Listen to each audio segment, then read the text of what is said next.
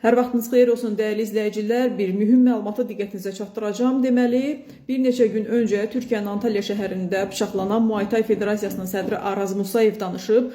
O, Suraxanı rayon icra hakimiyyətinin başçısı Adil Əliyevin adını çəkib. Adil Əliyev də qarşılığında onun ittihamlarına cavab verib. Xəbərə keçəcəm, amma öncə üstəgəl düyməsini vuraraq kanala abunə olun. Dəyərli izləyicilər, Araz Musayev deyib ki, məni Suraxanı rayon icra hakimiyyətinin başçısı Adil Əliyevin tapşırığı ilə bıçaqlayıblar. Aramızda olan problem işlə bağlı olub. Adam Muay Thai Federasiyasının başına keçmək istəyirdi. Bizim başqa problemimiz olmayıb. Federasiyaya təyinatsa istəklə bağlı deyil, seçimlə bağlıdır. Seçimlə olur. Və bu vaxta kimi mənə qarşı xoş olmayan addımlar atıb, ən son addımı da killer tutmaq oldu. O bildirib ki, baş verənlər idman ictimaiyyəti üçün biabırçılıqdır.